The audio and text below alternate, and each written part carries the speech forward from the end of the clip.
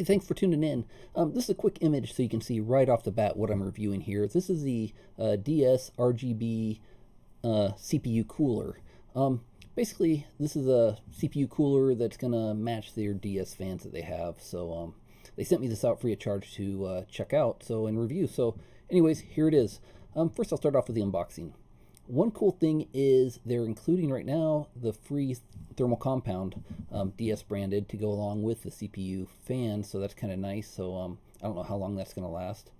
Here is the fan slash cooler, and as you can see, it matches the other DS fans. Look wise, it's a aluminum CPU cooler. They got a little sticker on the bottom to prevent it from getting dirty, so that's kind of nice. It's not too heavy. That's kind of good. You don't want it to.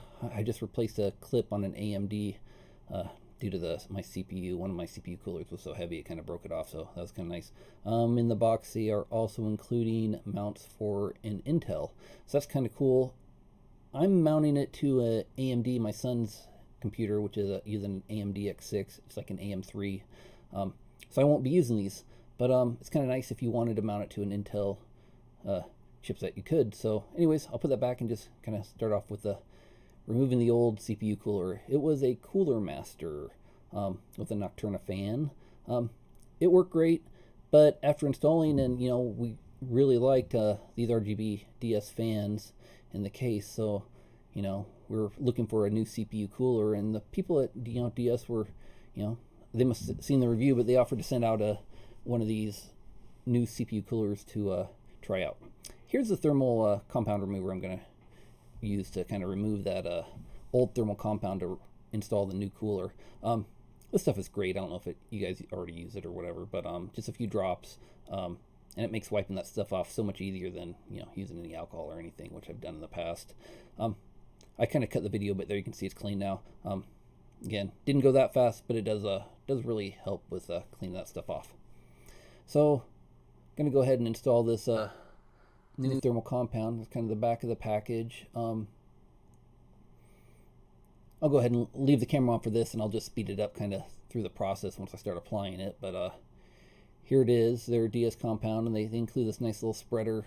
You can always do it how you want, per manufacturer's recommendations, but kind of the way that I always install thermal compound, right or wrong, is I usually just kind of put a nice thin layer over the whole chip, and then really thin layer, and then kind of a little grain sized piece of rice sized goob on the top there of the chip, and that way when I kind of press down my heat sink, I want to kind of make sure that kind of it presses down good and no air bubbles or anything in there. So that's kind of why I build it up a little bit just in the center with that little piece of rice size. So I kind of sped this up here, but you can kind of see it. Another thing is a little cramped in here, so sometimes it's kind of hard to get to these clips to mount these. So there it is. I'm just going to put a little grain of rice size there. Of course, do everything, read the instructions, do everything to manufacturer's recommendations. I'm just kind of doing it how I always do it. So anyways, back to the thing, putting down this CPU cooler. This is a tight case. It would have been a lot easier to remove my motherboard, and like if this was a new install, I could have probably gotten this on a lot easier, but I was struggling with it because you kind of have to get in there, and there's just not much room between the fan, my case fans, and this cooler, and the RAM to get in on the side. So it was a little bit harder than I kind of expected, just getting in here. So what I had to do is kind of had to move everything so I can get some more leverage, but I removed my RAM, and I was able to get in there that way with the RAM removed, because then I can kind of get in on the side there to kind of get the clips down. I don't have it kind of recorded doing that part. I had to kind of shut off the camera for a bit, but anyways, these can kind of be a pain for me. I kind of got big hands, but I was able to luckily get it mounted with no problems, and then plug in the CPU fan to the CPU fan header on my motherboard. This is a little older motherboard. One cool thing about this cooler was, you always wonder if it's going to block your RAM slots. I had to remove one of the other coolers because it did block the RAM slot. So cool thing about this one was it's a tight fit because this is kind of a tight motherboard, but I did still have room with this cooler installed to do both of leave the RGB RAM on and everything. So, because those this is the up here brand RGB RAM heat sinks I got, and they do kind of make it a little bit wider. But again, no problems. The heat sink came really close to the RAM, but it worked out perfect. So, anyways, pop these back in. And I'll go ahead and power it on, and you can kind of see what it looks like. So, okay, powering it back on.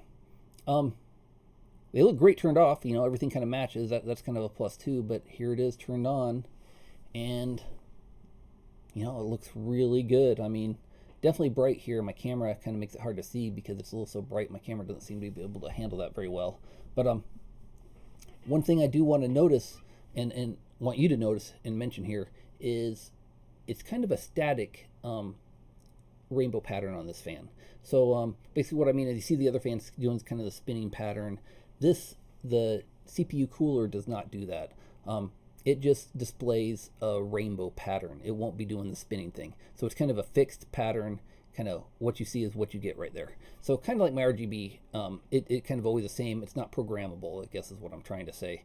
So when I change the other fans to solid red, solid blue, this CPU cooler fan is going to stay just how you see. It's going to be that, you know, that rainbow pattern on it. So I don't mind that. And for the price point, I think it's really a great deal. You know, I was looking on Amazon with the, you know, as I'm doing this today, I see that it's like, you know, $15 for the thermal compound and the fan together. So really good price point to get a, you know, RGB CPU cooler. And here you can see I kind of changed the fans a little bit between patterns, and that's I just want to make sure you know that stays the same. It doesn't change along with the rest. So anyways, my son's really happy with it. You know, I'm really happy with it. Do want to mention, like, as you can see it here in my, you know, son's room, that they both stay on when the computer's on. So the RGB RAM sticks and the CPU cooler lights are always on, so he's got to turn it off at night. The other fans do have the remote, you know, those DS fans with the remote, so those can turn on and off. But just something to keep in mind if you do want to keep this in your bedroom, you know, if your computer's in their bedroom. So here's kind of that, you know, just a static image, so you can kind of see better because my phone didn't take the best pictures. But it looks great. You know, we're really happy with it, and you know, for the price point, you know, seems like a really good deal. Installation wasn't too hard. I mean, it was a little pain getting my hands in there and getting around there to get that clip down, but that was kind of the hardest part for me. You know, if you don't know what you're doing, I just take it to a computer shop and let them install it for you. But anyways, it wasn't bad, and it looks really good. So hope you like it, and thanks for watching. Go ahead and subscribe if you're interested. Thanks a lot.